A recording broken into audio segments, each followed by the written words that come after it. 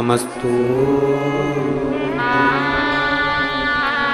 श्री शिवाय नमस्तु श्री शिवाय नमस्तु श्री शिवाय नमस्तु श्री शिवाय नमस्तु। भोला सब दुख काटो ओ भोला सब दुख काटो। शिव शंकर जपू तेरी माला भोले बाबा जपू तेरी माला भोला सब दुख काटो ओ भोला सब दुख काटो। वेश है मंगलकारी वेश है मंगलकारी शमशान वासी शमशान वासी ओ भोला सब दुख काटो ओ भोला सब दुख काटो। भगवान शिव की कथा कहती है, देवाधिदेव महादेव का संवाद कहता है। शरणानंद कार्तिकेय जी अपने माता पिता को प्रणाम कर कर तारकासुर का संहार करने के लिए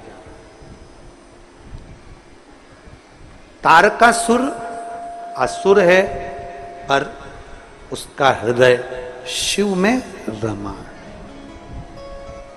हमने एक बात पहले कही थी कथा के अंतर्गत कि शंकर का कोई द्रोही नहीं, उनकी करुणा उनकी दया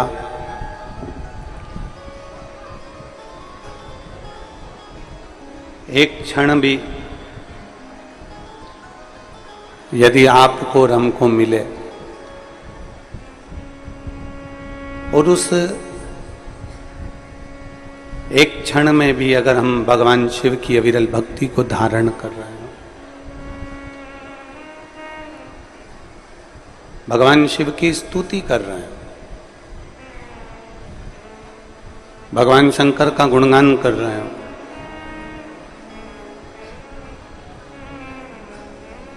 तो ये मानकर चलना कि हमारा एक क्षण का करा गया भजन हमारी ना जाने कितनी कितनी पीढ़ियों को सुधार देता है और ना जाने कितनी पीढ़ियों को संवार देता है। शिव भक्ति भगवान शंकर की भजन कीर्तन मंत्र जाप नाम स्मरण एक लोटा जल, ये कभी खाली जाने वाला नहीं है। अच्छा, आप एक सरल भाषा में इसको समझें कि यदि आपने एक लोटा जल रोज कहीं प्रतिदिन, जहां पेड़ भी नहीं है मान लो, यहां पौधा भी नहीं है, जहां पर पेड़ भी नहीं है पौधा भी नहीं है मान लो, और आपने एक लोटा जल रोज प्रतिदिन एक जगह पर कहीं जमीन पर ले जाकर डालना प्रारंभ करा, रोज डालो, आप थोड़े दिन में क्या पाओगे कि वहां अपने आप कोई ना कोई बीज अंकुरित हो गया। आपने बीज नहीं लगाया, आपने वहां कोई पौधा नहीं लगाया, आपने वहां कोई बीज रोपित नहीं करा, कोई पौधा नहीं लगाया, आपने तो केवल एक लोटा जल भरा और उस भूमि पर ले जाके रोज डाला, प्रतिदिन डाला।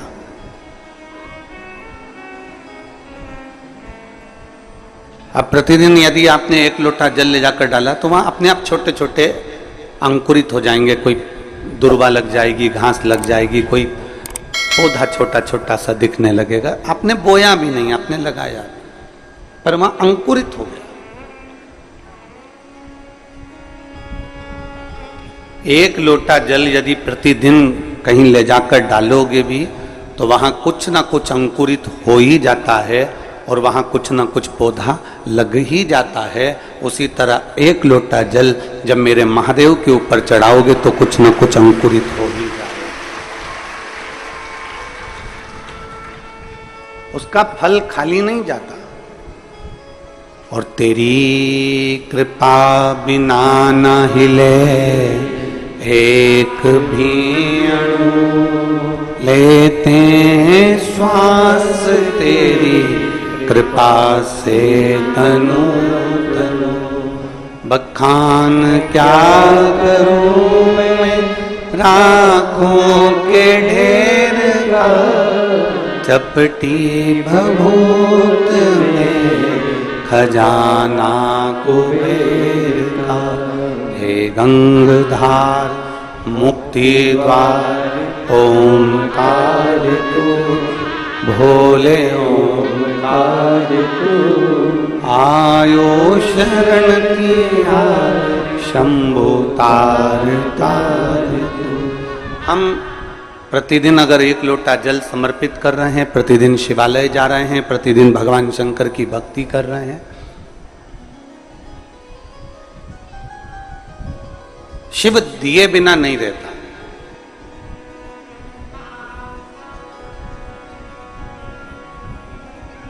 शरीर का सबसे सुंदर आभूषण कौन सा है?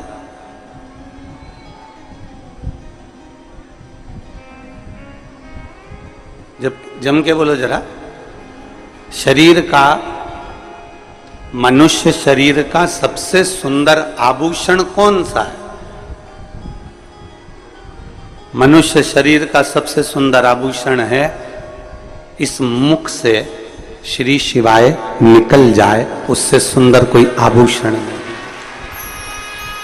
इस मुख से पंचाक्षर मंत्र नमः शिवाय निकल जाए, षडाक्षर मंत्र ओम नमः शिवाय निकल जाए, राम नाम कृष्ण नाम निकल जाए, इससे सुंदर कोई आभूषण नहीं,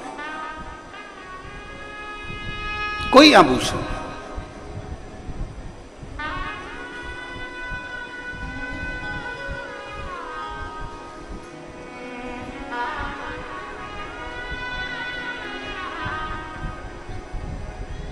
अगर मुख से भगवान का नाम निकल रहा है तो इससे बढ़कर क्या आभूषण होगा?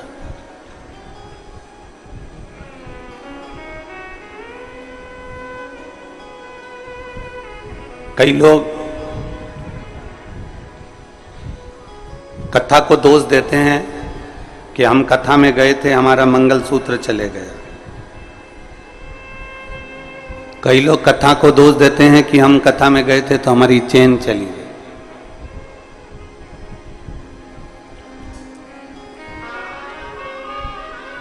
कथा कभी तुमसे कही कि तुम सोने की चेन पहन कर आओ? अरे बोलो तो जम के। कथा ने कभी कहा कि तुम जोरदार सोने के आभूषण पहन कर आओ?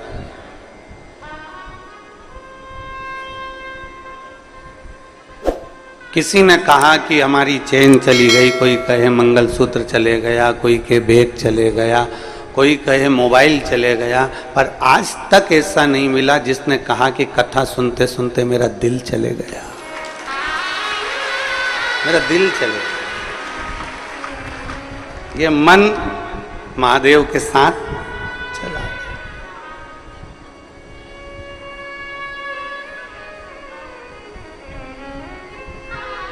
दोष अगर लगाना ही है ना तो तुमको ये दोष लगाना चाहिए कि कथा में मेरा महादेव के साथ मन चलेगा। दोष भी लगाओ तो अच्छा लगाओ, क्या मोबाइल का दोष लगा? पहले के समय में मोबाइल नीचे गिरता था तो उसकी बैटरी बाहर आ जाती थी। अरे बोलो तो जम के, सही है कि गलत है? आज के समय में मोबाइल नीचे गिर जाता है तो जान बाहर आ जाती है। पहले तो केवल बैटरी बाहर आती थी, आजकल तो हृदय बाहर आ जाता। मेरा इतना मोबाइल महंगा और गिर गया और उसका इतना नुकसान हो गया, अब मालूम पड़े कि जान बाहर है। दोषी लगाना है तो चेन चली गई, मंगलसूत्र चले गया, बैग चले गया, सामान चले गया। अगर दोषी लगाना है तो कभी कभी दोष ऐसा भी लगाया करो कि मैं कथा में, जिस दिन से मैं कथा सुन रही हूँ, 1999 से सुन रही हूँ, चाहे 2000 से सुन रही हूँ, चाहे मैं जब भी कथा को श्रवण कर रही हूँ, जब से मैंने कथा सुनना प्रारंभ करी तब से मेरा मन भोलेनाथ में चला गया। इससे बढ़कर कोई पूंजी मेरे पास नहीं। मेरा हृदय चला गया, मेरा दिल चले गया।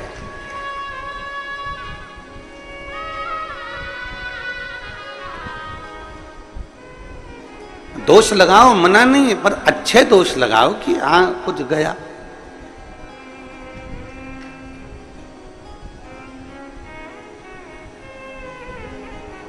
भक्ति, भजन, कीर्तन, मंत्र जाप, नाम जाप अपने भीतर के सुख के लिए होना चाहिए, आत्म सुख के लिए।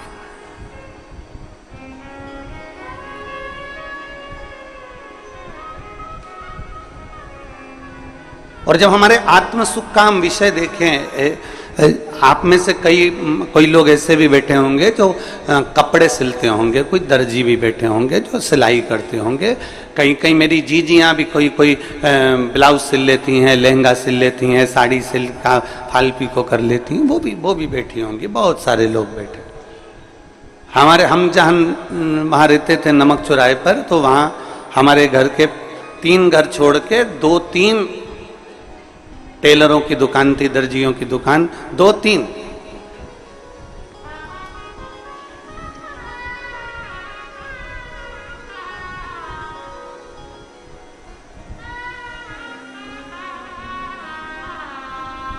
उनकी दुकान के सामने से जब निकलते थे तब हम देखते थे कि वो नया की नया कपड़ा आता था और उस कपड़े को धो के टांग देते थे। आपने देखा है कि नहीं देखा हमको नहीं मालूम, पर हम जहाँ रहते थे वहाँ हमारे घर के पास में 2-3 दुकानें थी और कपड़े को नया की नया कपड़ा, शर्ट का नया की नया कपड़ा, पेंट का, और उन्होंने पानी में से निकाला और टांग दिया। हमने पूछा, भैया ये कपड़ा तो नया है, इसको क्यों धो दिया? ये जितना छोटा होना है ना हो जाएगा, इसका जितना कलर निकलना है ना निकल जाएगा, और कलर निकल गया और छोटा हो गया, उसके बाद अगर हम इसको बनाएंगे ना तो फिर ये छोटा नहीं होगा। इसको धो के टांग दिया, फिर ये ना छोटा होगा ना इसका कलर निकलेगा। बस यही वेद व्यास जी कहते हैं, जैसे कपड़े वाला कपड़ा सिलने से पहले उसको धोकर टांग देता है कि इसका कलर नहीं निकले, ये कपड़ा छोटा ना हो, उसी तरह भगवान जन्म देने के बाद आपको शिव महापुराण की कथा में धोकर परमात्मा के चरणों में टांग देता है। परमात्मा के चरणों में ले जाकर गुरु आपको बिठा देता है। पहले सत्संग में, भजन में, कीर्तन में, शिव पुराण में आपको बाल्टी में, मतलब इस सत्संग रूपी अमृत में आपको धो देता है, और धोने के बाद परमात्मा के पास में छोड़ देता है। फिर उसको मालूम है कि ये छोटा नहीं होगा, छोटा मतलब अहंकार, काम, आसक्ति, वासना, तृष्णा में ये जाएगा नहीं, निचोड़ेगा नहीं, और इसका कलर नहीं जाएगा। कलर से मतलब है कि जो अंदर इसके रंग भरा गया भगवान की भक्ति का, इसके अंदर जो रंग भरा गया राम नाम, कृष्ण नाम का, इसके अंदर जो रंग भरा गया भगवान की अविरल भक्ति का, फिर वो मिटने वाला नहीं है।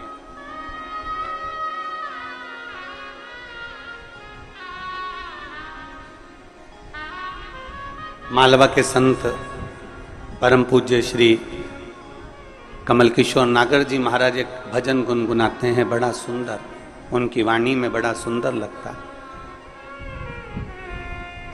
ऐसी रंगो गुरुदेव चुनर मेरी, ऐसी रंगो गुरुदेव।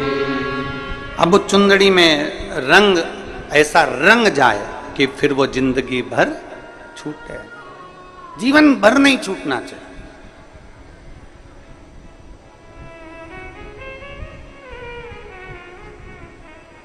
और राम लक्ष्मण भरत शत्रुघ्न हनुमत मेरी चूनर में। राम लक्ष्मण भरत शत्रुघ्न हनुमत मेरी चूनर में। सरयूं जैसी लहरा पाड़े ऐसी रंगो गुरुदेव चुनर मेरी ऐसी गुरुदेव। महाराज एक रंग ऐसा रंग जा,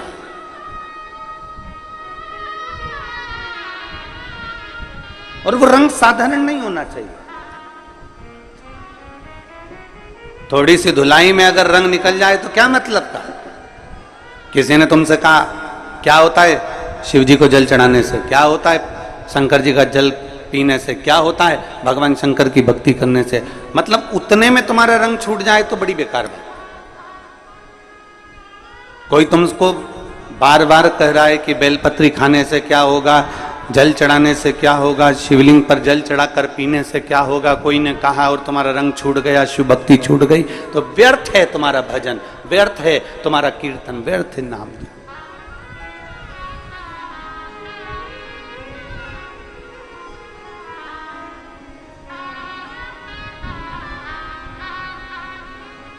वो एक वो कहते हैं ना, धोबिया धोए चाहे सारी उमरिया, रंग वो चढ़े,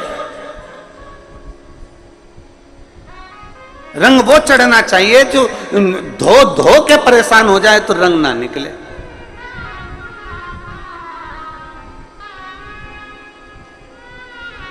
कपड़ा थोड़ा सा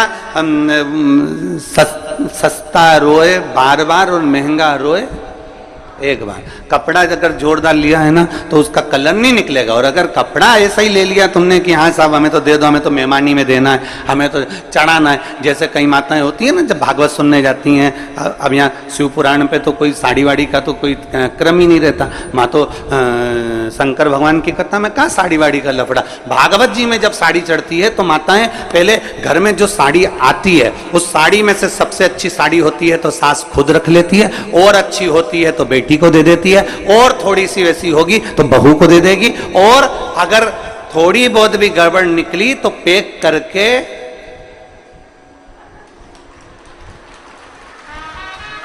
और भागवत जी में चढ़ा दे।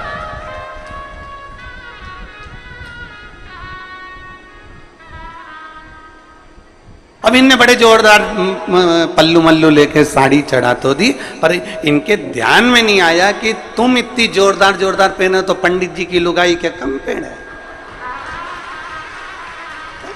अब तुम सोचो,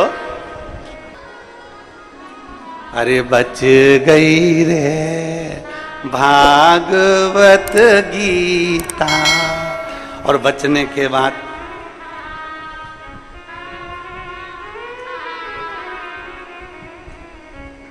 दान का महत्व मालूम है आप लोगों को? दान का महत्व मालूम होना चाहिए। दान का महत्व किसको कहते हैं? जैसा तुम खाओ वैसा खिलाना जानो, जैसा तुम पहनो वैसा पहनाना जानो, जैसा स्वयं के लिए हो वैसा दूसरे को दिया जाए।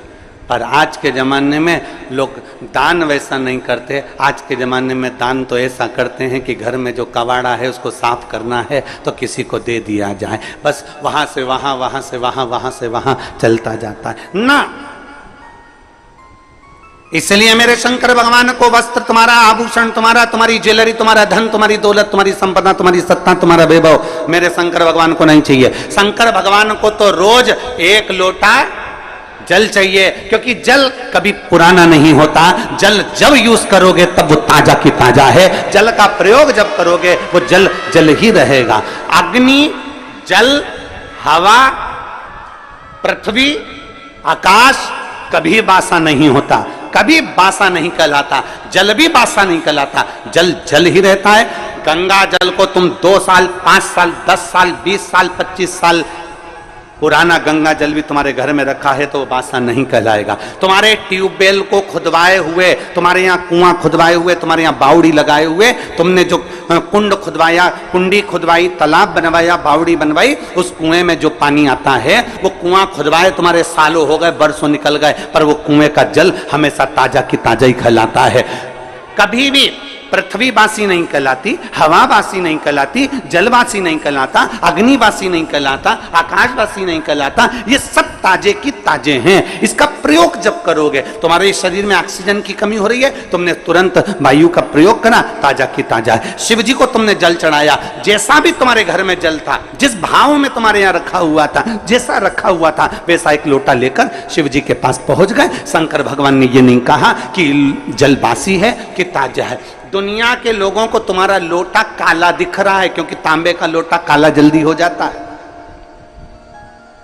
दुनिया के लोग कह देंगे बताओ कैसी है, एक लोटा लेकर आती है वो भी गंदा की गंदा है, काला की काला है। परमात्मा तुम्हारे लोटे को कभी नहीं देखता, परमात्मा ये शरीर कभी नहीं देखता, परमात्मा उसका अंदर का जल देखता है, परमात्मा इस शरीर के अंदर का मन देखता है। वो जल देखता है और मन देखता है, उसे लोटे से कोई मतलब नहीं, उसे शरीर से मतलब नहीं कि तुम कितने सुंदर हो,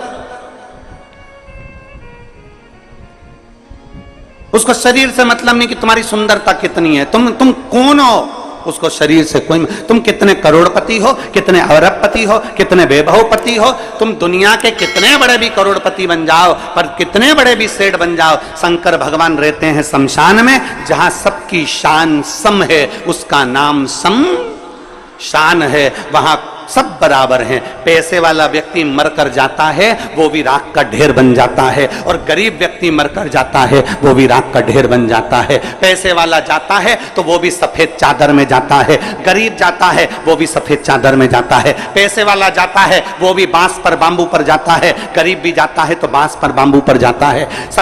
अमीर भी जाएगा तो कंधे पर जाएगा, भले उसके यहाँ कितनी भी BMW खड़ी हो, भले उसके घर में कितनी बड़ी बड़ी गाड़ियां खड़ी हो, कितने बड़े बड़े भी उसके पास में ड्राइवर खड़े हों, पर आखिरी सवारी तो कंधा ही होता है। चाहे वो पैसे वाला मरे चाहे गरीब मरे, गाड़ियां सब दरवाजे पर खड़ी की खड़ी रह जाती है, अंत समय परमात्मा के द्वार पर जाना पड़ता है। शिव का दरवाजा है ही ऐसा, शंकर की चौखट है ही ऐसी, शिव का द्वार है ही ऐसा, जहां सबकी शान सम है, उसका नाम सम शान है। वहां कोई बड़ा नहीं, कोई छोटा नहीं, जो आया उसकी दृष्टि में सब बराबर हैं। बस वो तो तुम्हारे ऊपर का सुंदरता नहीं देखता, आप कितने अच्छे कपड़े पहने हो उससे मेरे शंकर जी को कोई मतलब नहीं है, आपने क्या पहना मेरे बाबा को उससे कोई मतलब नहीं है, आपका लोटा कैसा हो रहा है मेरे बाबा को उससे कोई मतलब नहीं है। बाबा तो ये कहता है कि तेरे लोटे में जो जल है मुझे उससे मतलब है, और तेरी इस काया के अंदर जो तेरा मन है मुझे उससे मतलब है, बाकी का किसी चीज से मुझे मतलब नहीं। क्या करूं मैं उस लोटे का। अब मालूम पड़े कई कई माताएं ऐसी भी होती है कि लोटा तो घिस रही है, साफ भी कर लिया, पर दिल, लोटा साफ कर कर मंदिर में पहुंच भी गई, और पहुंचने के बाद अगर वहां मंदिर में झगड़ा करे, हट हट थोड़ा साइड दे, मैं नहीं चढ़ाऊं जल, बेलपत्ती चढ़ाई, इतनी देर में दूसरी उठा के ले गई, तो आंखें बंद करी थी और गुस्से में लाल हो गई, मेरी बेलपत्ती कौन ले गया, आसपास देखा। अब बता, लोटा तो तूने बहुत घिसा था पर दिल नहीं घिस पाई। अरे सोचना था तेरे को, हो सकता है तो उससे ज्यादा जरूरत किसी दूसरे को तेरी बेलपत्री की थी, इसलिए लेकर चली।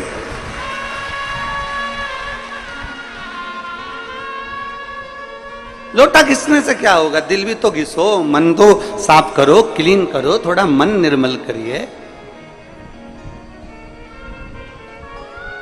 और मैंने तेरे ही भरोसे बाबा, तेरे ही भरोसे हवा बिच उड़ती जावांगी, बाबा डोर हटो छड़ना कटी जावांगी, भोले मैं तेरी पतंग, शंभू मैं तेरी पतंग, हवा बिच उड़ती जवांगी, बाबा डोर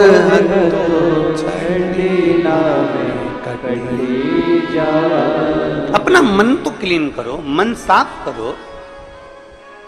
जरूर तुम्हारे शरीर से परमात्मा को कोई मतलब नहीं है, कोई मतलब, क्योंकि परमात्मा के पास में शरीर जाता ही नहीं है।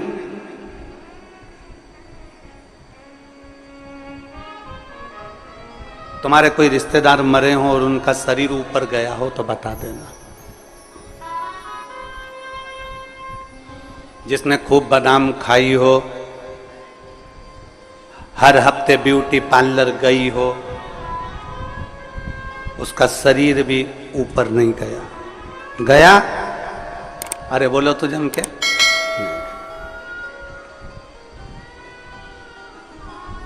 नहीं। शरीर से मतलब ही नहीं उसको कि तुम्हारा शरीर तुम कितना सुंदर रख रहे हो, उससे कोई मतलब नहीं है। उसको तो मतलब है निर्मल मन सो मोहि पावर मोहि छल छिद्र कपट ना भावा।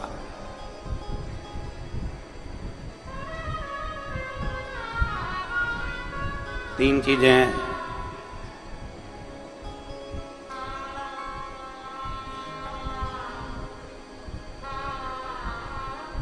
तीन चीजें,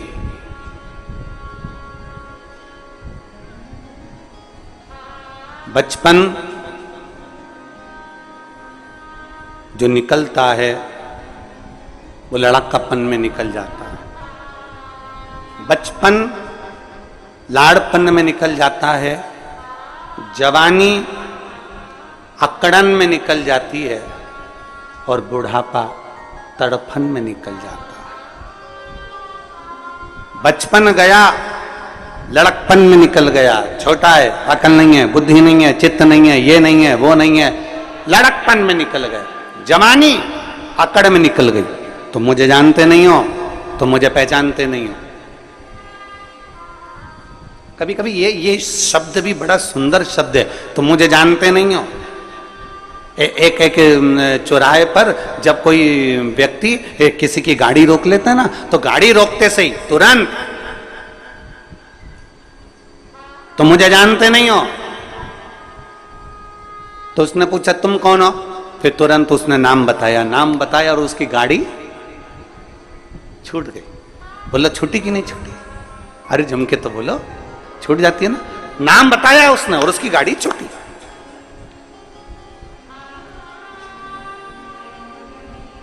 डॉक्टर को दिखाने जाओ और भीड़ बहुत लग रही हो, फिर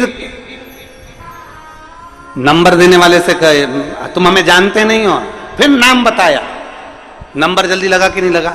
बोलो जम के तो बोलो, लग गया। जब गाड़ी पकड़ाती है और नाम बता देने से गाड़ी छूट जाती है, तो फिर अपने को भी ये बात अपने अंदर धारण कर कर रख लेना चाहिए कि गाड़ी को पकड़ा, नाम बताने से गाड़ी छूट गई, तो जब यमराज हमें पकड़े तो हमें भी शंकर का नाम बता देना है, तो हम भी छूट जाए। गाड़ी पकड़ी और नाम बताया तो गाड़ी छूट गई, तो क्या वो यमराज के सामने नाम बताओगे तो ना छूटोगे?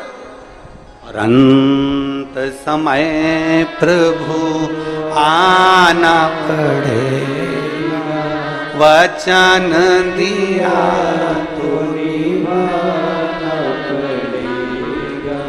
आए ना आए प्रभु कुटुंब कबीरा, अंत समय प्रभु आना पड़ेगा, वचन दिया तो निभाना पड़ेगा। और अंत समय प्रभु आना पड़ेगा, वचन दिया तो निभाना पड़ेगा।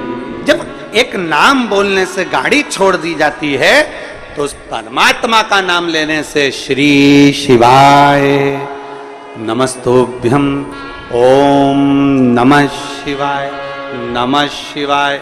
जब राम नाम, कृष्ण नाम, शिव नाम, परमात्मा का नाम हम जब लेते हैं तो वो यमराज भी छोड़ देता, छोड़ना पड़ता है। मार्कंडे बाबा का चरित्र कहता है, मार्कंडे बाबा को केवल छोटी सी उम्र मिली थी और कह दिया उसके माता पिता ने शंकर जी को पकड़ ले, शिव जी को पकड़ा।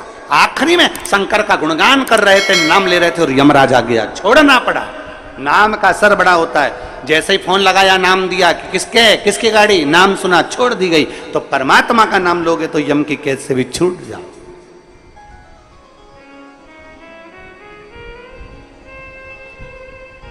बस नाम की मूलता को पहचान। इसलिए तो तुलसीदास बाबा ने अपने सुंदर वचनों में लिखा, तुलसीदास जी ने अपने वचनों में कहा, कलयुग केवल, जम के बोलो जरा, कलयुग केवल नाम धारा। नाम, उन्होंने कलयुग में यह नहीं कहा कि राम धारा की, कृष्ण धारा की, शिव धारा की, यह धारा। उन्होंने कहा कलयुग केवल नाम धारा। तुम्हारी मर्जी पड़े तो राम बोलो, तुम्हारी मर्जी पड़े कृष्ण बोलो, तुम्हारी मर्जी पड़े शिव बोलो, तुम्हारी मर्जी पड़े दत्त बोलो, तुम्हारी मर्जी पड़े देवी बोलो, तुम्हारी मर्जी पड़े कुल देवता का नाम लो, तुम्हारा जो मन पड़े वो नाम लो। पर कलयुग में नाम जरूर लो, क्योंकि कलयुग का सार तत्व केवल नाम से है, परमात्मा के भजन से। ले आओ जरूर नाम। अब आप और हम नाम का लेते, का दे?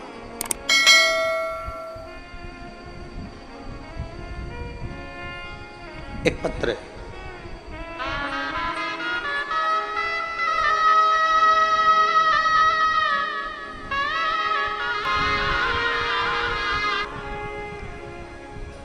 डॉक्टरों ने मना कर दिया था कि आंखें वापस नहीं आएगी। मैं अपने पति को लेकर, उन्हें दिखता नहीं था, धाम पर आ गई, रुद्राक्ष लिया, लेकर चली गई, बाबा की कंकर शंकर पूजन कर गई और बाबा ने मेरे पति की आंखों को वापस दे दिया। ये शिव तत्व, योग घड़ी, एक विश्वास हमारे भीतर शिव के प्रति, शंकर के प्रति। आप सियोर वाले महाराज जी से मिलने के लिए नहीं आए हो, ना सियोर वाले महाराज से आपका कोई रिश्ता है ना संबंध। एक संबंध सियोर वाले महाराज से जरूर है कि आप मेरी बहन हो, मैं आपका भाई हूं, और पुरुष जितने हैं वो मेरे जी जान हैं, और मेरी बेटियां, मेरे बेटा, मेरी माताएं, ये सब मेरे रिश्ते। पर खास रिश्ता तो आपका मेरे कुबेर भंडारी से है, वो रिश्ता कभी जिंदगी में समाप्त होने वाला नहीं। एक संबंध तुम्हारा शिव से जुड़े।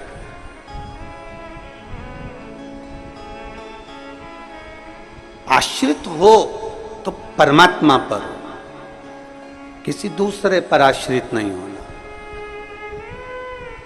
भरोसा करना तो मेरे देवाधिदेव महादेव पर करना, दूसरे पर कभी भरोसा नहीं। इंसान का करा गया भरोसा टूट जाएगा, पर परमात्मा का करा गया हुआ भरोसा कभी जिंदगी में नहीं टूटता, वो भरोसा अजर और अमर रहता है। आपको लगता होगा कि कोई बहुत पैसे वाला है, बहुत करोड़पति है, बहुत धनपति है, बहुत वैभव है उसके पास में, तो बड़ा सुखी होगा। शिव महापुराण की कथा में माता पार्वती जी ने भगवान शंकर से कहा, भोले बाबा आपका और हमारा विवाह हुआ है। एक लड़की जब किसी लड़के से विवाह करती है, शादी करती है, तो उसके मन में बहुत सारी तमन्नाएं होती है, बहुत सारी आस लगी होती है, बहुत आस रहती है उसकी। एक लड़की जब किसी लड़के से विवाह करती है तो उसके मन में यह आस होती है कि बड़ा घर मिलेगा, परिवार मिलेगा, पति अच्छा मिलेगा, सास ससुर अच्छे मिलेंगे, रिश्तेदार नातेदार अच्छे मिलेंगे, मैं जिस घर में ब्याह कर जाऊंगी मां भोजन की कोई कमी नहीं होगी, मेरे रहने के लिए अच्छा कमरा, अच्छा भवन, सब कुछ मिलेगा, बड़ा बंगला, बड़ा महल मिलेगा। पर भोले बाबा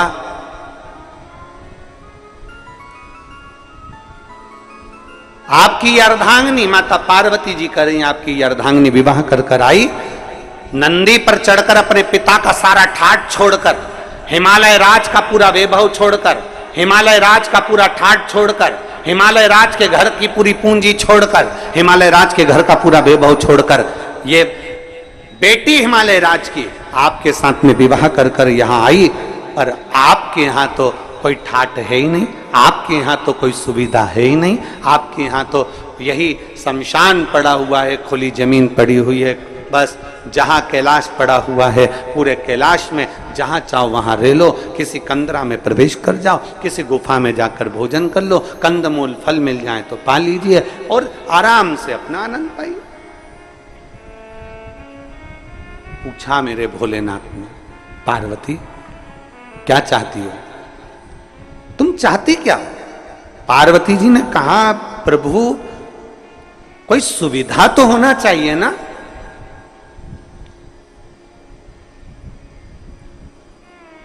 तुम सारे तीर्थ में जाओ, वहां पर बहुत सुविधा देखना, सारे तीर्थों में बहुत सुविधा देखना, एसी का रूम मिल जाए, अच्छा पलंग मिल जाए, अच्छी गादी मिल जाए, अच्छा कमरा मिल जाए, अच्छी व्यवस्था मिल जाए, अच्छा भोजन मिल जाए, अच्छे से अच्छा सामान मिल जाए, हम जब मंदिर में दर्शन करने जाएं तो हमारा वीआईपी दर्शन हो जाए, हम जब पहुँचें तो मंदिरों में हमारा ये आनंदमय कोई आए और हमारा हाथ पकड़कर हमको दर्शन कराए।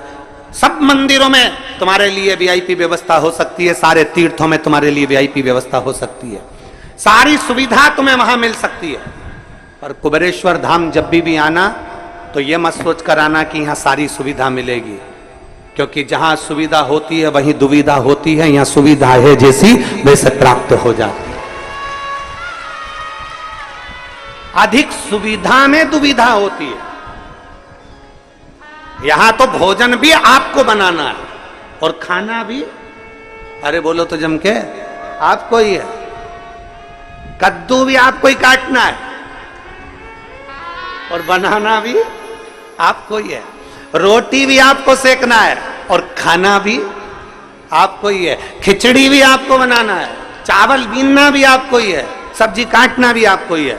और अंदर यही होता है, आप में से कई माताएं, कई भाई, कई बहन, कई बेटियां, कई बेटे आते हैं, सेवा करते हैं और कद्दू काट रहे हैं, सब्जी काट रहे हैं, कहीं रोटियां बना रहे हैं, कहीं कोई सेवा कर रहा है, कोई झाड़ू लगा रहा है, कोई मालूम पड़े नुक्ती तल रहा है, कोई मिक्सचर तल रहा है। हमारी भोजनशाला में एक भी हलवाई नहीं है, हमारी भोजनशाला में केवल आप आते हो, भोजन बनाते हो और चले जाते।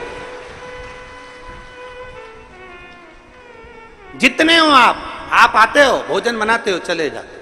आप में से कोई बाहर से आता है, वो कह देता है कि हम भोजन बनाना जानते हैं, उनको बिठा देते हैं कि तुम नुक्ती तल लो।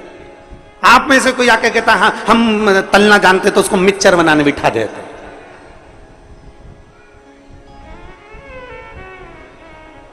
हम तो बाबा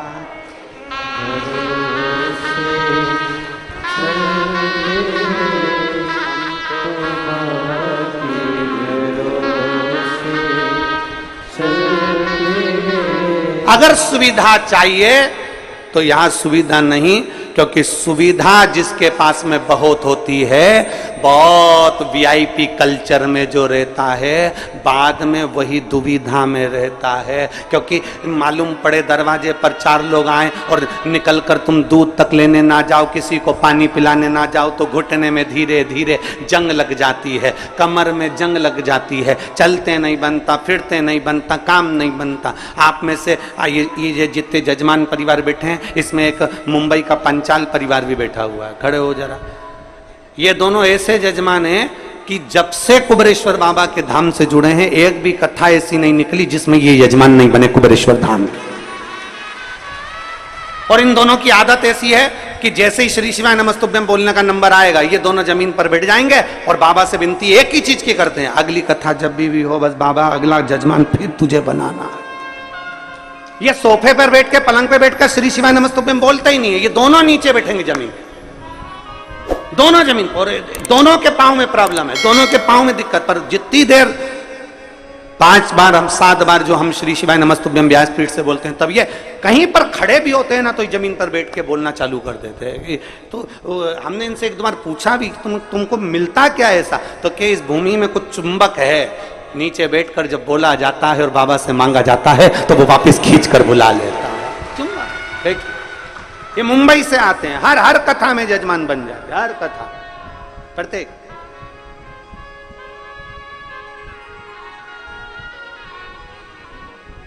यहां सुविधा नहीं है। जिसको बहुत सारा राजसी ठाट चाहिए हो तो वो अपने घर से, अगर किसी को लगता हो कि हाँ हमको ये वीआईपी व्यवस्था चाहिए, तो अपने घर से एक बढ़िया गाड़ी तैयार करे, उसमें पूरी व्यवस्था लेकर पहुंचे। पर बाबा के यहाँ पर तो केवल एक चीज मिलती है, यहाँ कंकर और शंकर के सिवा कुछ नहीं मिलेगा।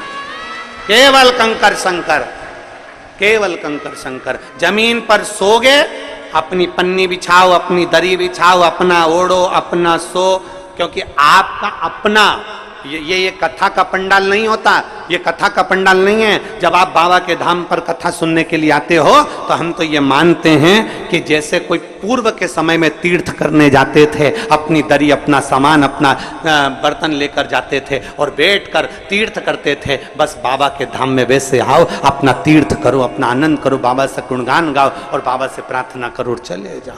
फिर वो धीरे धीरे धीरे धीरे धीरे धीरे तुमको कैसे बुलाएगा, कितने ठाठ से बुलाएगा, ये उसके ऊपर निर्भर कर।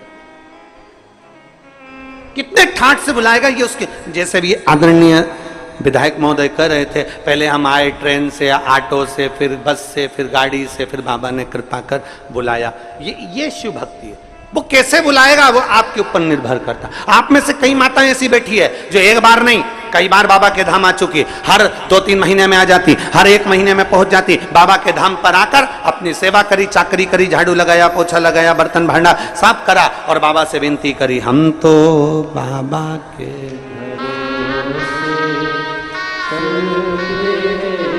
सुविधा में दुविधा।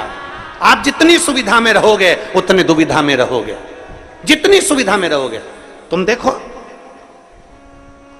जितनी सुविधा में तुम रह रहे हो, एसी का रूम, डनलप का गद्दा, वीआईपी ट्रीटमेंट में रह रहे हो, उसके बाद में भी कमर में दर्द है, सारे डॉक्टरों का वीआईपी इलाज चल रहा है, तो भी तकलीफ पे तकलीफ चल रही है। मतलब सुविधा में दुविधा है। और जिसको सुविधा में दुविधा लग रही है उसको स्मरण करना चाहिए कि आओ बाबा के धाम, थोड़ी मेहनत करो, थोड़ा परिश्रम करो, मेहनत। और जब हम बाबा के धाम में आकर थोड़ा सा परिश्रम करते हैं, बाबा से अपने दिल की बात कहीं बैठकर 108 बार श्री शिवा नमस्तुभ्यम जब हम कहते हैं, बाबा उसको स्वीकार कर लेते हैं। एक पत्र है,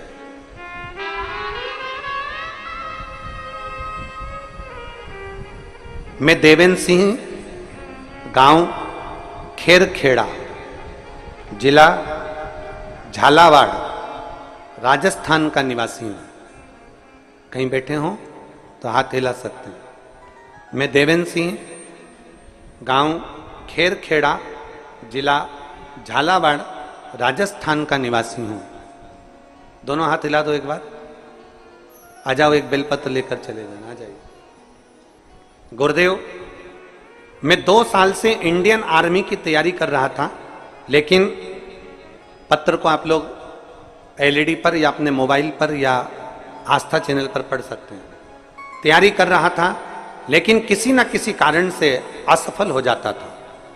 फिर मुझे अपने परिवार वालों ने कहा कि सब भोले बाबा पर छोड़ दे, वो जरूर सुनेंगे, तू मन लगाकर मेहनत कर, क्योंकि गुरुजी कहे कि मेहनत तुझे करना है, परिश्रम तुझे करना है, मन लगाकर मेहनत कर और सब बाबा पर छोड़ दे। शिव जी पे जल चढ़ाना प्रारंभ कर दे। देवेंद्र सिंह ने जल चढ़ाना प्रारंभ कर दिया, पशुपति नाथ का व्रत भी किया और सीहोर आए।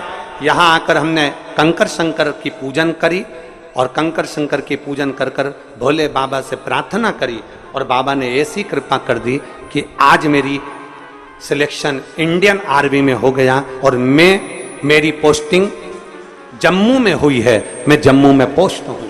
मैं बाबा को धन्यवाद देने के लिए, मेरी पोस्टिंग जम्मू में।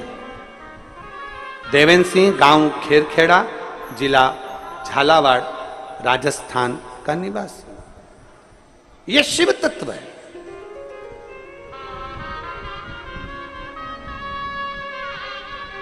बस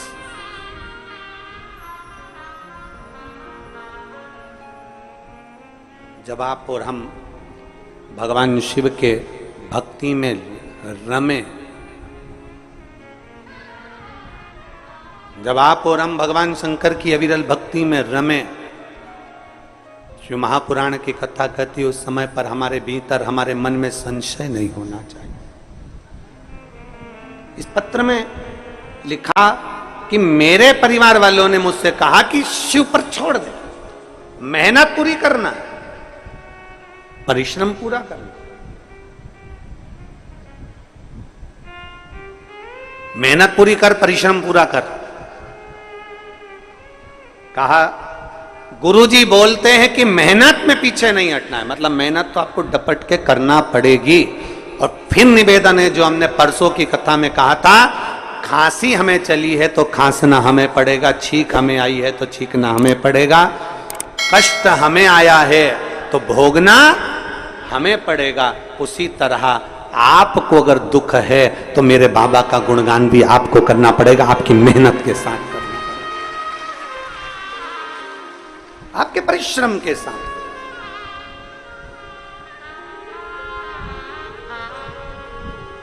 वो कल परसों 2 दिन पहले बोला था, थोड़ी मेहनत हाथ की, बाकी कृपा भोले नाथ।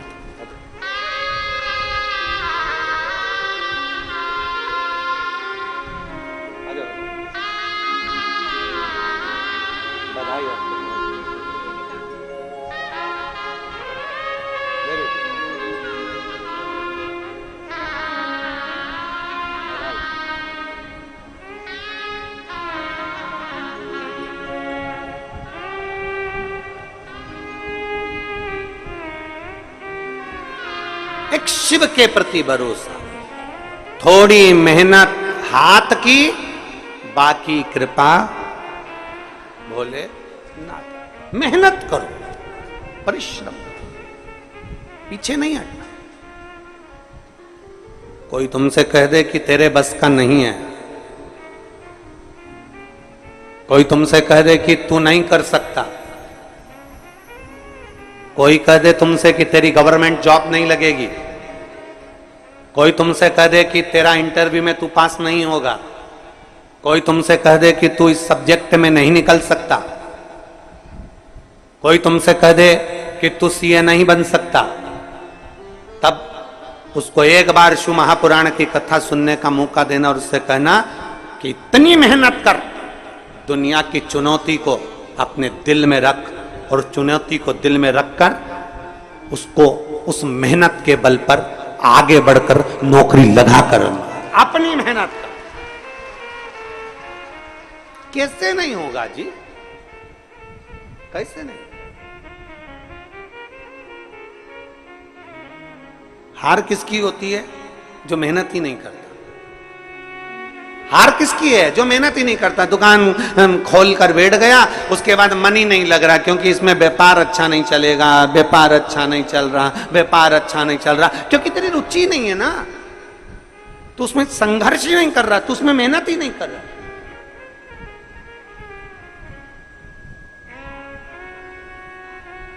थोड़ा मेहनत करो, संघर्ष करो।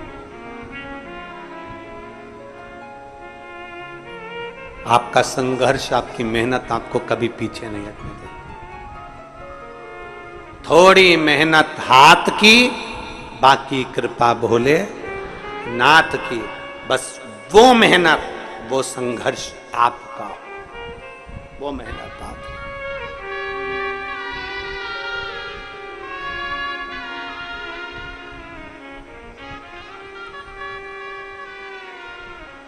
और महाराज जब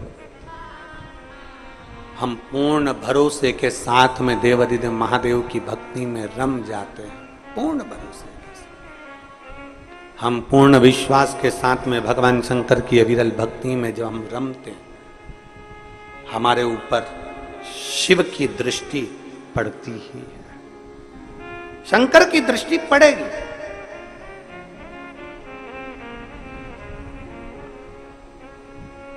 आप इतनी सारी माताएं बैठी हैं, आपके साथ अगर कोई बच्चा आया होगा ना, वो बच्चा जहां खेल रहा होगा ना, माँ कथा भी सुन रही होगी ना, तो उसका ध्यान अपने बच्चे पर जरूर होगा। बोलो तो जरा सही है कि गलत है? बच्चा अगर खेल रहा होगा तो माँ का ध्यान अपने बच्चे पर जरूर है। बच्चा कहां है? माँ का ध्यान उस पर है।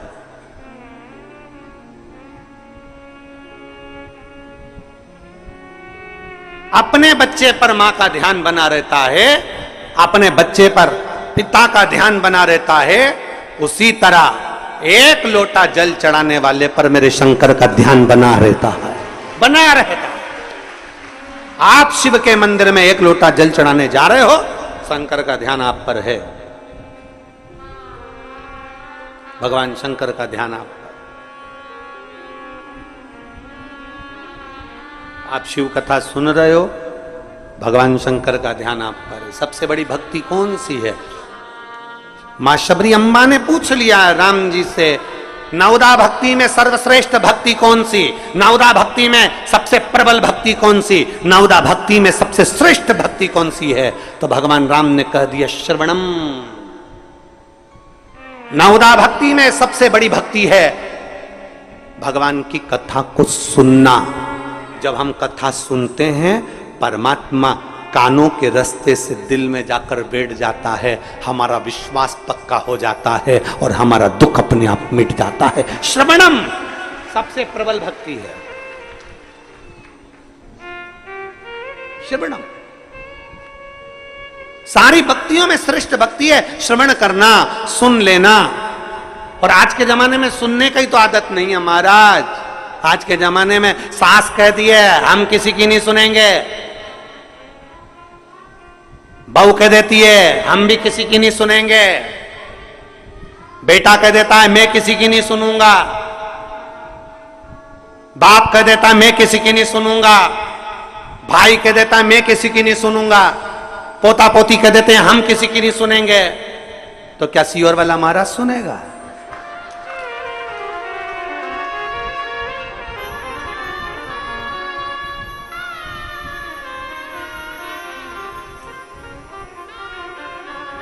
सही बात है, सुनने की आदत तो डाल ली है,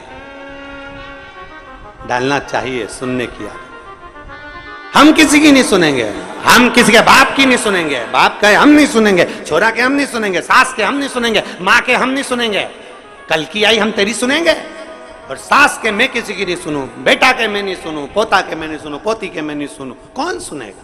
आज के समय में कोई सुनना नहीं चाहता। तो यहाँ राम जी कह रहे हैं सबरी अम्बा को सर्वप्रथम भक्ति, सबसे श्रेष्ठ भक्ति, सारी भक्तियों में श्रेष्ठ भक्ति है श्रवणम, कथा को सुनना, बातों को सुनना, श्रवण करना और अपने अंदर उतारना। ये श्रेष्ठ भक्ति है। जिसने कथा को सुनना प्रारंभ कर दिया, जिसने कथा में दिल लगाना प्रारंभ कर दिया, कथा को सुनते सुनते उसके अंदर विश्वास पक्का हो गया, तो उसके अंदर इतना विल पावर आ जाता है, इतना बल आ जाता है कि वो आखिरी में जीत ही जाता है, वो हारता नहीं।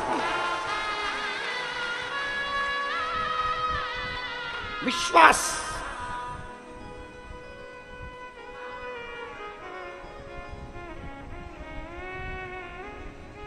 सुनो।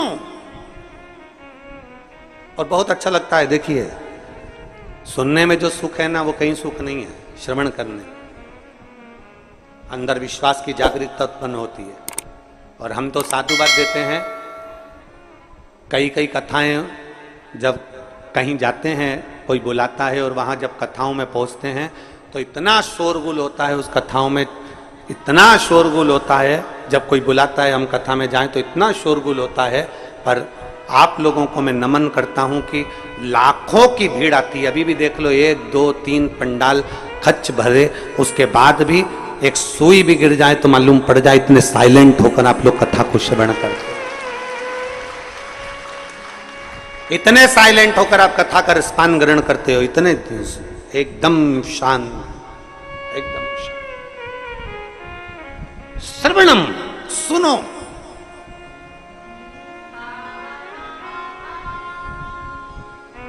जितना सुन सकते हो सुनो। जब आप सावन के महीने में 2 लोटा जल महादेव जी को चढ़ाने के लिए जाओ, तब 3 चीजें अपने अंदर धारण करना। पहले नंबर का तो 2 लोटा जल जब घर से लेकर जाओ तो जरूरी नहीं कि दोनों हाथों में लेकर जाओ, एक लोटे के ऊपर दूसरा लोटा रखकर दूसरा हाथ से अगर कोई काम हो, पल्लू लेना हो या कोई कार्य हो तो कर सकते हो। नहीं तो तुम 2 लोटा हाथ में रख लो और पल्लू डालने ना मैं सिर पे, जरा सिर पे पल्लू। अब वो तुम्हारा लोटा हाथ में, वो बेचारा वो भेरू पल्लू रख, ठीक है, थोड़ा और खींचो ये बाजू का, तो पल्लू वो भेरू ने और खींचा है, ठीक है, ये पल्लू मारा मुंडा में दे दो, अब ठीक है।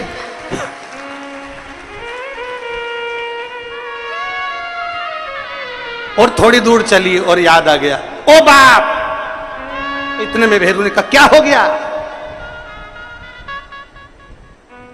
क्या हुआ? वो हमारे फूल माला की पन्नी तो ही रह गई, जरा उठाओ, उठाओ जरा, ये ले, कमर में खोसी दो, खोच कमर में पन्नी। और कैलाश पर्वत पे जाके रहूंगी भोले को अपना। अब पति भी के अच्छा शंकर हुआ और अच्छा जल हुआ। निवेदन है, अगर 2 लोटा हाथ में ना तो एक के ऊपर एक लोटा रखकर भगवान की भक्ति धारण करते हुए 3 चीजों में एक चीज जल 2 लोटा, दूसरा श्री शिवाय नमस्तुभ्यम का जाप पूरे सावन के महीने में से कम 5 दिन ऐसे निकालना कि बेलपत्री के पेड़ की छांव में बैठकर हम श्री शिवाय नमस्तुभ्यम की कम से कम 1 माला जरूर कर ले, जरूर। और मान लो अगर बेलपत्री का पेड़ नहीं मिले, तुम्हारे आसपास में नहीं मिले, तो फिर एक काम करना, शंकर जी के मंदिर की बेलपत्र मिली जाए, उसको सिर पे, हमारे यहाँ कहते हैं आंवले के वृक्ष का जब आंवला नोमी आती है ना, तो आंवला नोमी आती है और आंवले के पेड़ के नीचे जाकर भोजन नहीं कर सकते, आंवले के वृक्ष के नीचे नहीं जा सकते, तो आंवले के वृक्ष की पत्ती को सिर पे रख के भोजन कर लो, तो कहते हैं कि हजारों अश्वमेध यज्ञ के पुण्य के बराबर, भंडारे के बराबर भोजन प्राप्त हो जाता है। आंवले के वृक्ष की पत्ती, तो वो बेलपत्र भी मस्तक पर बाबा को प्रणाम कर कर फिर वही बेलपत्र का आनंद करते हुए भाव से उस बेलपत्र को मात्र शीश से लगाई लिया ना, मस्तक पर चढ़ाई लिया ना, तो भी भगवान की अविरल भक्ति प्राप्त हो सकती, अविरल। और मान लो बेलपत्र भी ना मिले तो बेलपत्री के वृक्ष की थोड़ी सी मिट्टी अपने मस्तिष्क पर लगाकर मस्तक पर चढ़ाकर भी हम जाप कर सकते हैं। बेलपत्र के वृक्ष की मिट्टी का भी चंदन हम लगा सकते, चंदन। हमने एक बार पहले –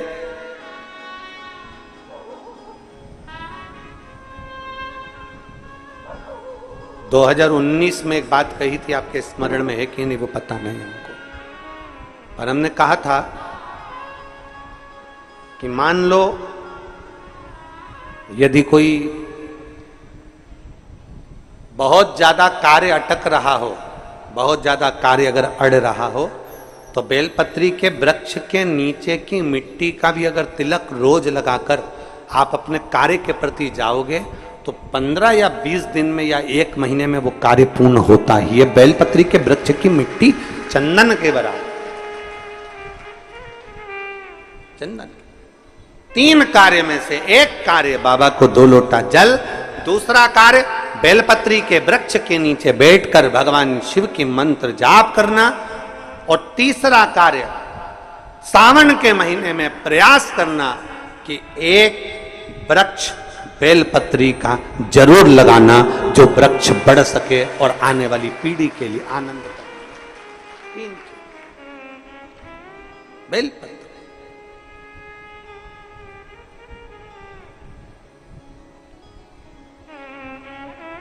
शिव का नाम लेकर, भगवान शंकर की स्तुति कर कर शिव के करीब हो जाए।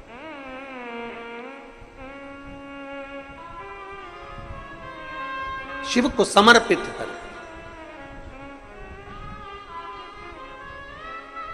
भाव से ये भाव रखकर लगाना कि हम जिंदा हैं तो बेलपत्री का पत्ता, बेलपत्र हम भगवान शिव को चढ़ा रहे हैं, बेलपत्र हम शंकर को चढ़ा रहे हैं।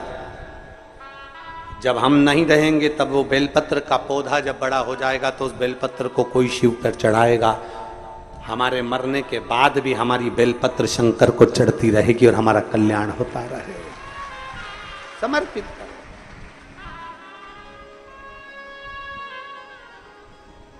बाबा को समर्पित कर। 3 चीजें, एक सावन के महीने में 2 लोटा, जम के बोलो जरा, जल, सारी समस्या का हल।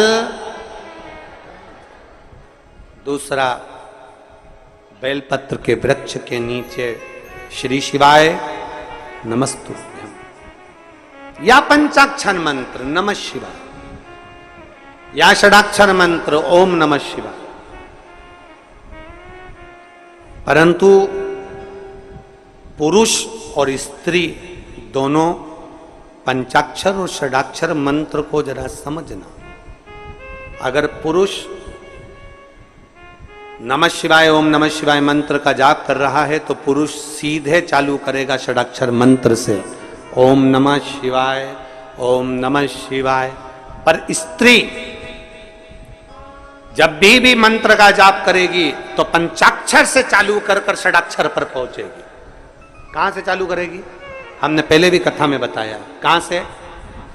जम के बोलिए जरा, नमः शिवाय, फिर बाद में षडाक्षर पर आएगी ओम नमः शिवाय।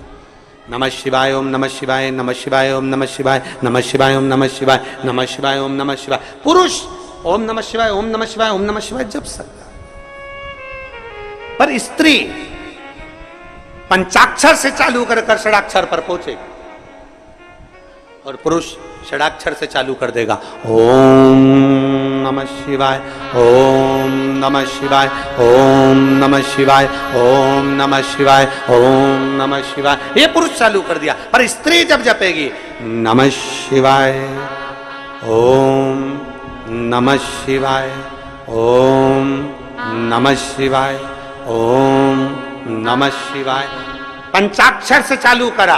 कहां से चालू करा है? फिर से आप लोग एक बार बोल के देख लो, चालू करो बोलना, नमः शिवाय ओम नमः शिवाय ओम नमः शिवाय। कहां से चालू करा था? नमः शिवाय से, षडाक्षर तक गए हो।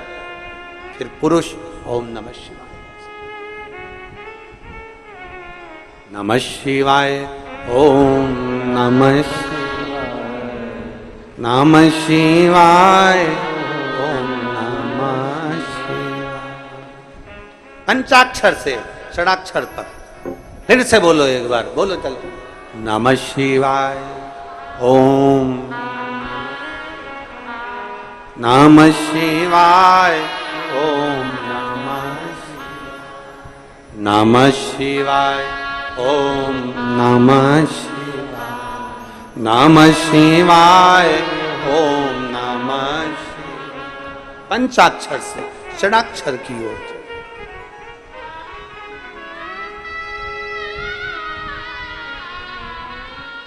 पार्वती मैया शिव जी के साथ में विराजी।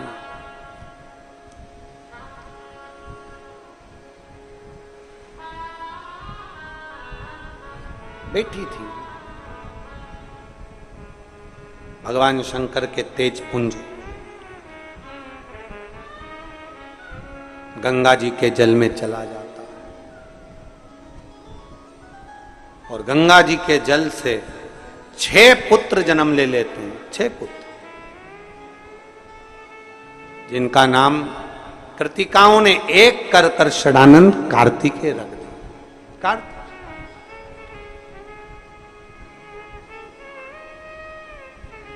षडानंद कार्तिकेय जी जब माता पार्वती जी के पास में आए और माँ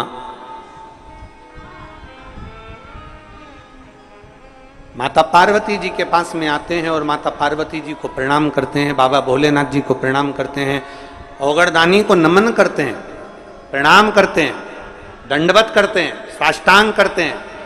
फिर तारकासुर का संहार करने के लिए जाते हैं। अपने घर से जब निकलो पहले 1 लोटा जल महादेव को समर्पित करो। घर में जो बुजुर्ग हैं, बड़े हैं, उनके चरण छुओ। माता पिता भाई भाभी जो घर में बड़े हैं उनके चरण छुओ। क्यों?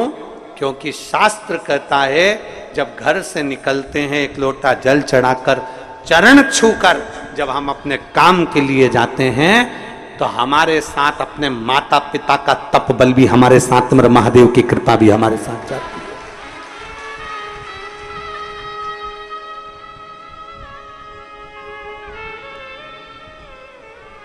तप बल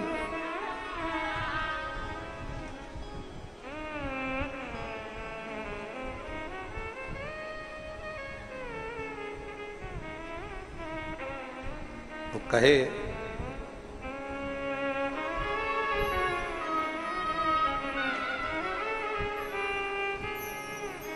महाराज, अपनी किस्मत का ताला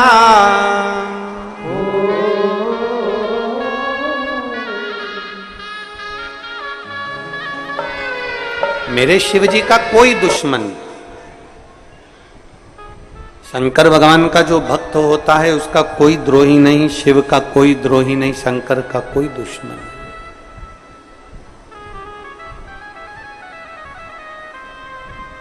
कौन द्रोही होगा? क्योंकि तारकासुर ने मांगा क्या था? तारकासुर ने मांगा था केवल ब्रह्मदेव से वर मांगा कि मुझे वर दीजिए, कि वर ऐसा दीजिए कि मैं अगर मरूं तो शंकर जी के पुत्र के द्वारा, शिव जी के बेटे के द्वारा मेरे प्राण छूटे। क्योंकि तारकासुर जानता था कि भोलेनाथ सती माता के बाद में विवाह नहीं करना चाहते थे और मैं चाहता हूं कि मेरा बाबा विवाह जरूर करे।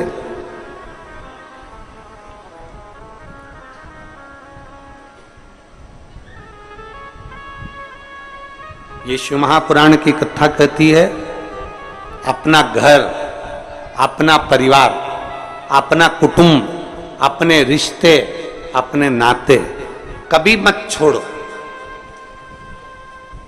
उस कुटुंब में, उस परिवार में, उन रिश्तों में, उन नातों में रमे, पर रमते रमते शिव की भक्ति। एक बहन ने पत्र लिखा, शंकर दयालु, जिसकी भक्ति मूल है, जिसकी भक्ति की मूल है।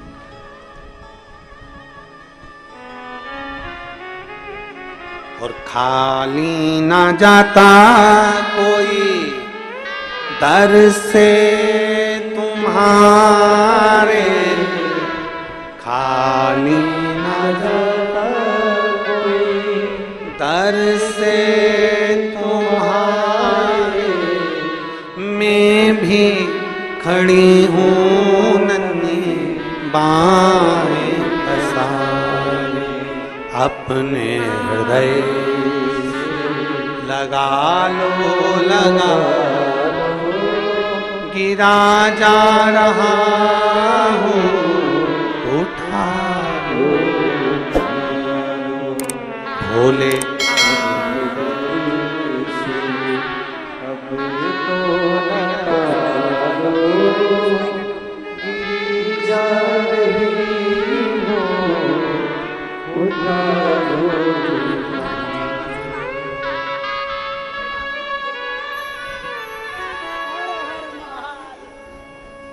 डॉक्टर ने किडनी लीवर दोनों डैमेज हो गया, ठीक नहीं होगा, इसको घर ले जाओ। 1 लोटा जल दुनिया के लोग नहीं जान पाएंगे, हंसेंगे लोग। क्यों सीहोर वाले महाराज के चक्कर में पड़ी हो? क्यों सीहोर वाले महाराज के चक्कर में पड़ी हो? 1 लोटा जल से क्या सब कुछ मिल सकता है?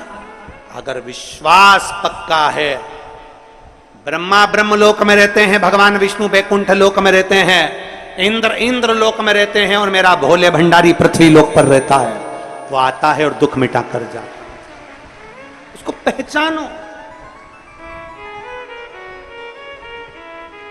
तारकासुर ने वर मांगा, मेरे ओघड़दानी का विवाह हो जाए, उनके संतान के द्वारा मेरे प्राण छूटे, उनके बेटे से मैं मरूं, उनके बेटों के द्वारा मेरे प्राण छूटे, उनके बेटे।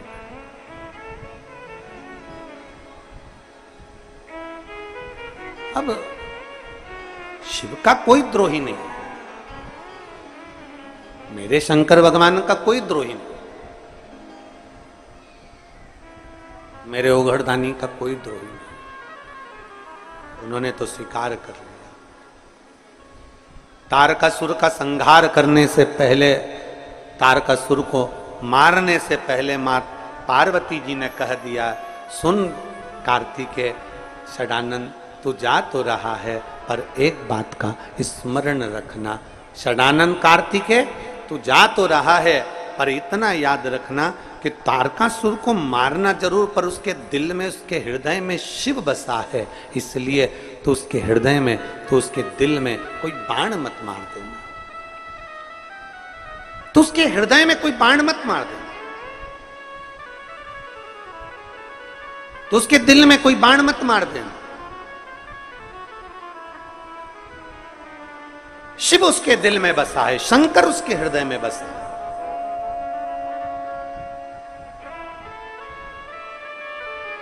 और महाराज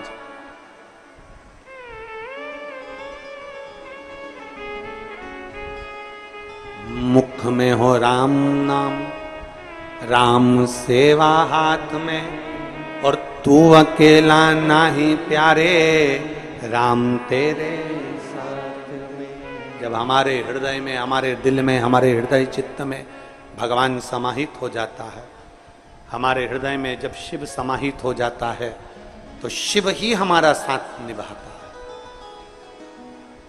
तारकासुर के दिल में, हृदय में बाण नहीं छोड़ा गया। तारकासुर मरे, प्राण छूटे।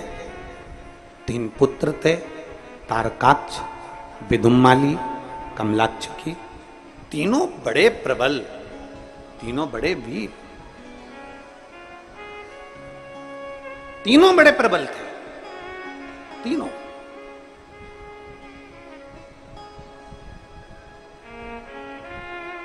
जब हमारा विश्वास जागृत हो जाए, जब हमारा भरोसा दृढ़ हो जाए, जब हमारा विश्वास पक्का हो जाए, तब शिव सुनता जरूर है। विश्वास अगर पक्का है तब। एक पत्र है, देखिए।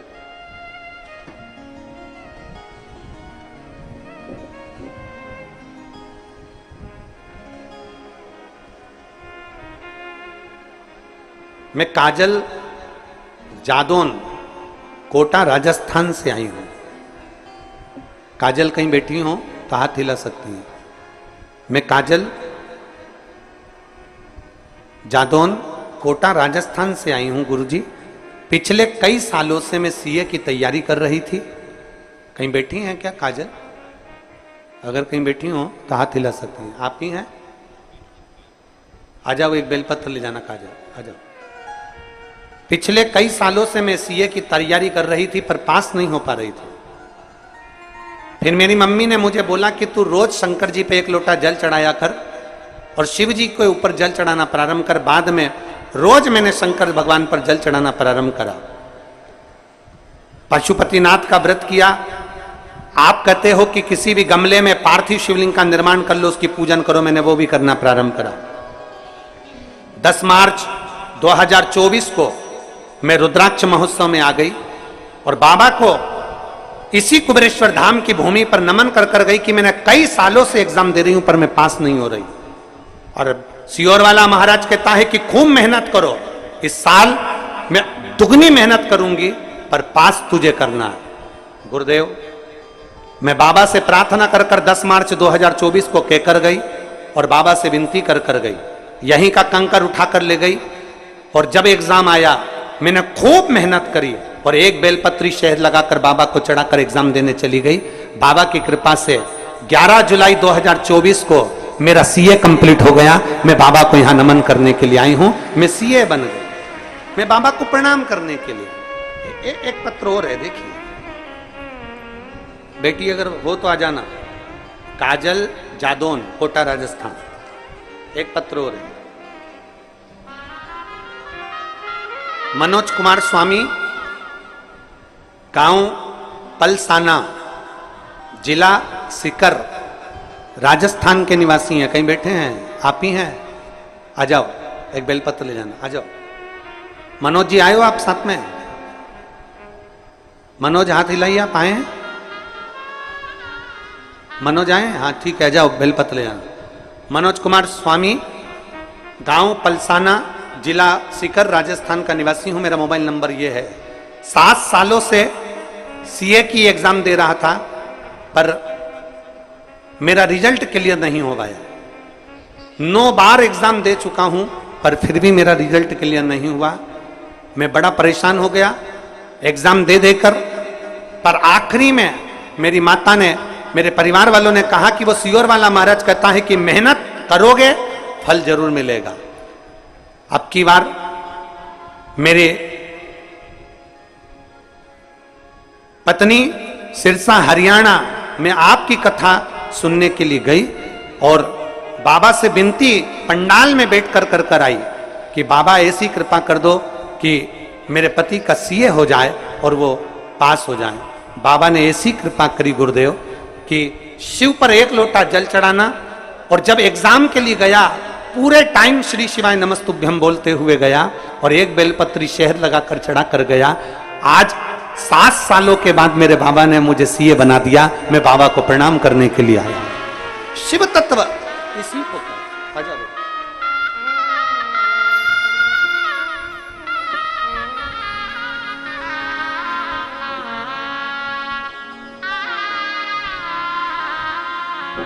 बधाई बेटा, बहुत बहुत सीए बनने की बहुत बधाई। खुश रहो।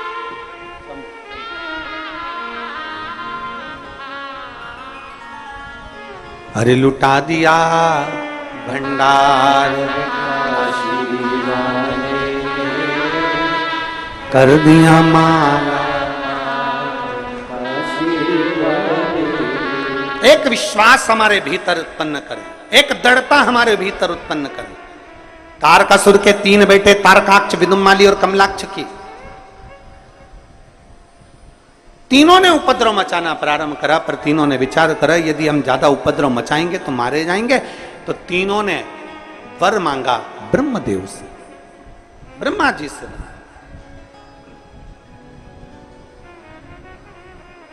ब्रह्मा जी से निवेदन, हमें वर दीजिए। क्या वर चाहिए? बस ऐसी कृपा कर दो कि हम तीनों मरें तो एक साथ मरें, और हम तीनों अगर रहें तो 3 पुरियां हमारे साथ में रहे, 3 महल, 3 नगर, 3 क्षेत्र हमारे में, 3 क्षेत्र, 3। ब्रह्मा जी ने तथास्तु कह दिया। 3 पुरियों का निर्माण हो गया, 3 नगर बस गए। उन 3 नगर में ये तीनों रहने। अब इनने उपद्रव मचाया। जब व्यक्ति के पास में बहुत वैभव हो जाता है, जब व्यक्ति के पास में बहुत सारा यश हो जाता है, बहुत सारा वैभव हो जाता है, तब व्यक्ति फिर धीरे धीरे अपनी मनमानी करना प्रारंभ करता। तीनों अजय, तीनों जो उपद्रव मचाया।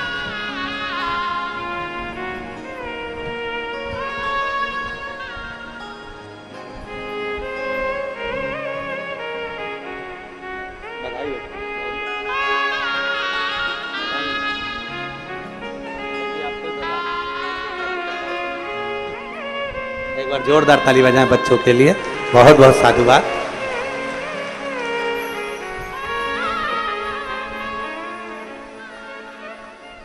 शिव ने कहा, मैं भगवान शंकर के पास सूचना गई कि तारकासुर के 3 बेटे तारकाक्ष, विदुम्माली और कमलाक्ष के तीनों ने उपद्रव मचा रखा। तो ये जाएंगे कैसे, समाप्त कैसे होंगे? कहा, भगवान शिव कहते हैं तुम सारे देवता पशु बन जाओ और मैं तुम्हारा पति बन जाता हूं, मेरा नाम हो जाएगा पशुपति।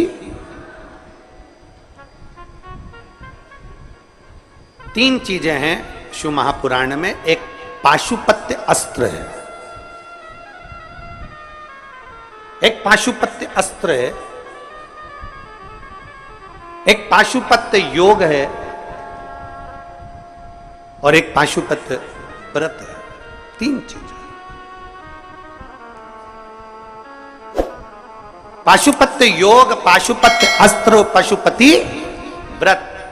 पशुपति अस्त्र को, पाशुपत्य अस्त्र को हम धारण नहीं कर सकते क्योंकि हम में इतना बल नहीं है कि हम भगवान से पशुपति अस्त्र लेकर आ जाएं और अपनी रक्षा कर लें। हम में बल नहीं है, हम इतना तप, हम इतनी साधना, हम इतना व्रत नहीं कर सकते।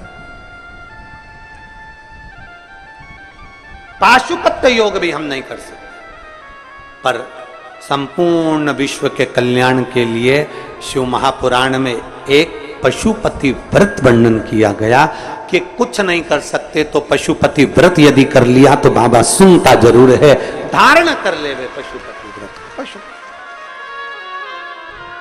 कितने व्रत होते हैं, कितने दिए लगते हैं? 6। प्रसाद के 3 हिस्से, 5 दिए मंदिर में, 1 दिया अपने घर के दरवाजे में। जिस मंदिर में पहला व्रत होता है उसी मंदिर में 5 व्रत होते हैं। व्रत के लिए मंदिर नहीं बदला जाता। दूसरे के घर का पानी पीकर, दूसरे के घर का भोजन कर कर, दूसरे के घर का अन्न खाकर, दूसरे के घर की चाय पीकर, दूसरे के घर का फलाहार कर कर या दूसरे के घर का अन्न भाग ग्रहण कर कर पशुपति व्रत नहीं होता। जिस दिन आपका पशुपति व्रत है उस दिन अपने ही घर का भोजन, अपने ही घर का पानी, अपने ही घर की चाय, अपने ही घर का पूजन साहित्य, अपने ही घर की सारी सामग्री होना चाहिए। दूसरा व्रत तुम्हारा, आज सोमवार का पशुपति व्रत है, तुम किसी से मिलने चले गए, उसके घर का पानी पिया या उसके घर की चाय पियाए, व्रत खंडित हो जाता है। उस व्रत का कोई मूलता नहीं। जिस दिन तुम्हारा व्रत है उस दिन पूजन का सामान भी तुम्हारे घर का होना चाहिए, जल भी तुम्हारे घर का होना चाहिए, भोजन भी तुम्हारा, प्रसाद भी घर में। यहां तक कहा गया कि पशुपति व्रत में बाजार का प्रसाद नहीं लाना, घर में मीठा बनाना है। खीर बना लो, हलवा बना लो, तुम्हारी मर्जी पड़े जो बनाओ, मीठा चावल बनाओ, चाहे पुआ बनाओ, तुम्हारी मर्जी पड़े, चाहे तुम मालपुआ बनाओ, चाहे तुम रबड़ी बनाओ, खीर बनाओ, तुम जो बनाओ, पर घर में बनाओ।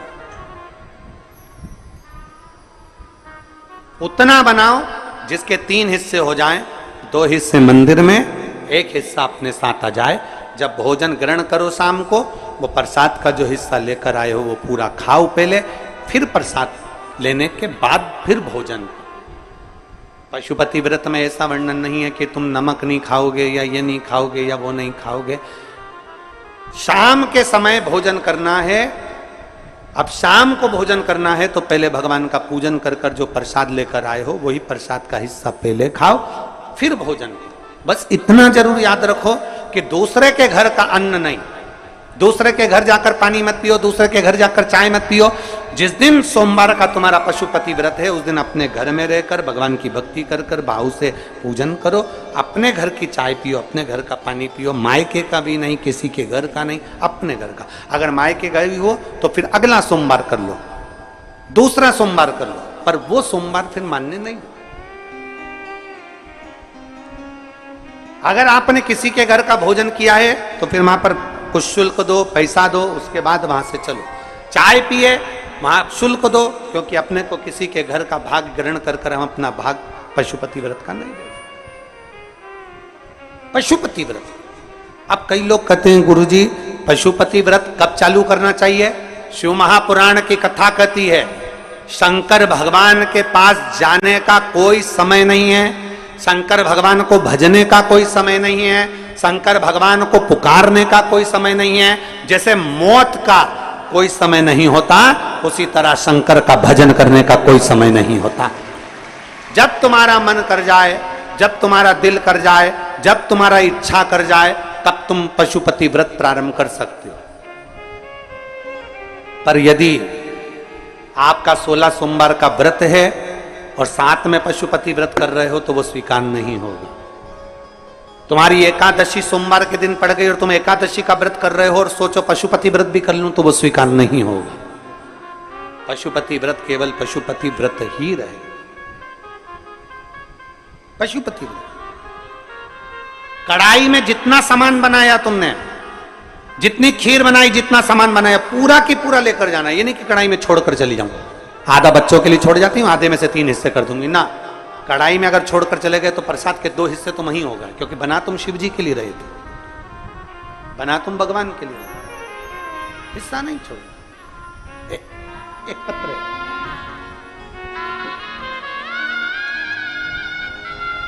आशा देवी, सतीश कुमार, देहरादून उत्तराखंड से आए हैं।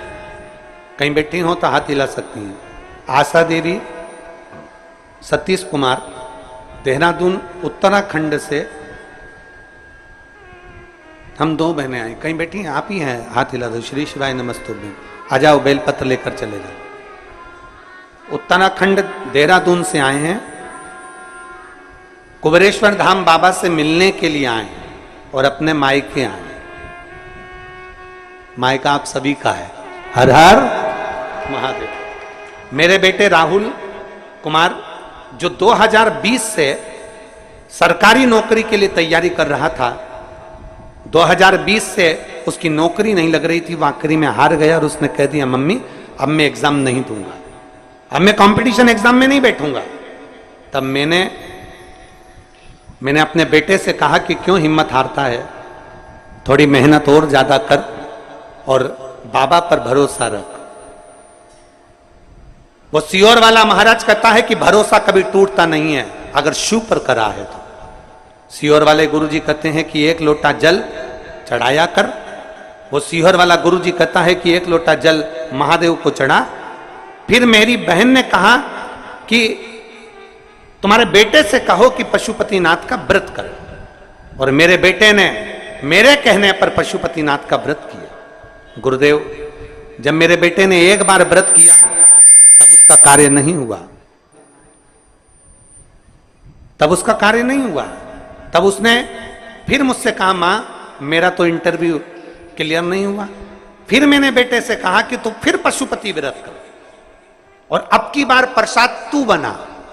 मेरे बेटे ने प्रसाद बनाकर पशुपति व्रत किया, बाबा का पूजन करा, 1 लोटा जल चढ़ाया, और जब वो एग्जाम देने के लिए गया तो पूरे समय श्री शिवाय नमस्तुभ्यं बोलते हुए गया और बाबा के ऊपर एक बेलपत्र शहद लगा कर गया। आज मेरा बेटा ITV आर्मी में सिलेक्ट हो गया और उसकी ट्रेनिंग शिवपुरी में चल रही है। मैं बाबा को यहां धन्यवाद देने के लिए आ जाओ।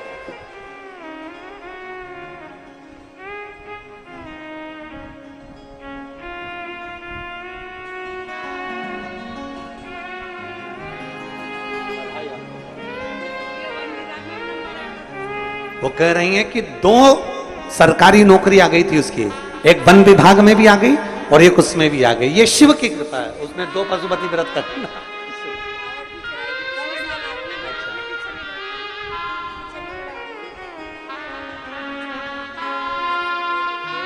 दीदी उन बोल रही हैं हमारा बेटा जब कावड़ चढ़ी ना, उस कावड़ को सीहोर से लेकर कुबेरेश्वर धाम तक आया था, और कुबेरेश्वर बाबा को जब कावड़ का जल चढ़ाया तो ये कहकर चढ़ाया था कि अगली कावड़ तक मेरा सिलेक्शन हो जाना चाहिए, और मेरे बेटे का सिलेक्शन हो गया। ये मैं बाबा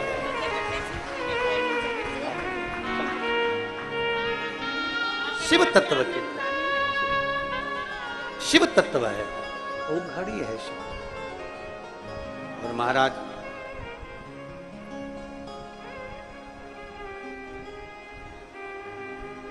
मैंने तेरे ही भरोसे बाबा, तेरे ही भरोसे हवा बिच उड़ती जावी, बाबा डोर हथों छड़ना निकट भोला सब दुख काटो, ओ भोला सब दुख काटो।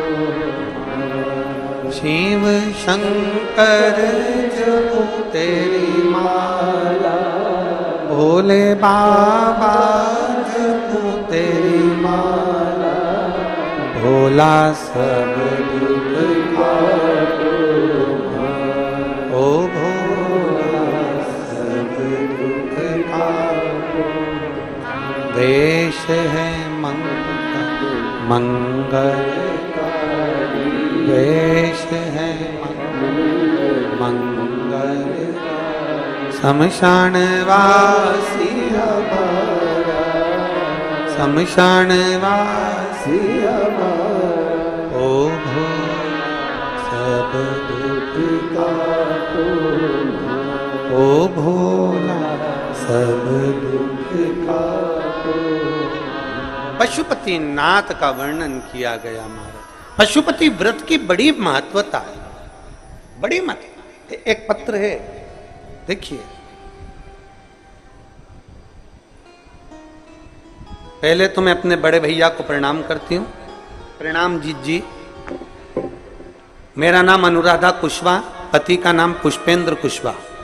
मैं यूपी जिला अलीगढ़ से आई हूँ। कहीं बैठी हैं तो हाथ हिला सकती है। यूपी अलीगढ़ से आई हूँ। कहीं बैठी हो तो हाथ हिला सकती हैं। और बच्चे आए हो साथ में तो दोनों को लेकर यहाँ आ सकती हैं। दोनों बच्चों को लेकर आ जाओ, लिया लिया, आ जाइए। गुरुदेव, मेरी शादी को 10 साल हो चुके थे। मेरी 2 बेटियां थी, उसके बाद में गर्भ नहीं ठहरा था और मुझे यहां पुत्र नहीं था। जहां भी लोग ताना दिया करते हैं गुरुदेव, हम जहां रहते हैं वहां के लोग कहते हैं तुम्हारे घर में बेटा नहीं, बेटा नहीं, बेटा नहीं करते। इतनी दुखी होती थी कि कहीं जाने आने के लायक भी नहीं थी। किससे कहूं अपने मन की बात। जब देखो जब लोग ताना दिया करते थे, इतना दिल दुखा गुरुदेव। आपकी टीवी पर कथा सुनी और बाबा से विनती करी, बाबा तू दुनिया के भंडार भरने वाला है तो मेरी झोली क्यों खाली रख दी। बाबा, एक बेटी कैसी होती है तुम जानते हो बाबा। जब बेटी के गर्भ से बेटा नहीं होता तो लोग ताना दे दे के मार देते हैं। बाबा आप कृपा करो ना बाबा, कुछ ऐसी कृपा कर दो कि मेरे घर भी बेटा हो जाए। 10 साल के बाद बाबा ने मेरी फिर सुनी और बाबा का सफेद आंकड़े की जड़ का मैंने प्रयोग करा।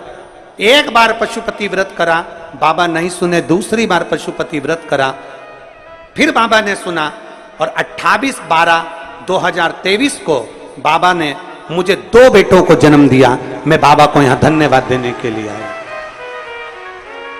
मेरे घर में 2 बेटों ने जन्म लिया, मैं बाबा को यहाँ प्रणाम करने के लिए आई हूँ। दोनों बेटों का फोटो लगाया गया है और बच्चे लेकर यहाँ वो आ रहे हैं। भाव से अपन दर्शन। शिव तत्व की प्राप्ति, शिव औघड़ी है, शंभु औघड़ी है। एक विश्वास, एक भरोसा, एक दृढ़ता जब हमारे भीतर आती है तो शिव भक्ति अवश्य समाहित होती है। शिव भक्ति अवश्य समाहित होती है जब हम। और मैंने तेरे ही भरोसे बाबा, तेरे ही भरोसे हवा बिच उड़ती जाओगी बाबा, डोर मैं कंठी भोले में शंभू में। ले आओ, दोनों बच्चों को ले आओ। भगवान शिव का करा हुआ भरोसा, भगवान शिव पर करी हुई भक्ति कभी खाली नहीं जाती। ले आओ बेटा।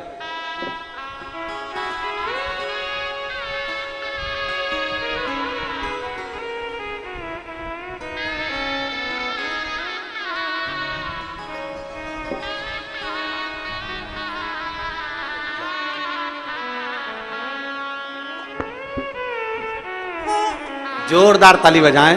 शंभू शंभू ले भाई।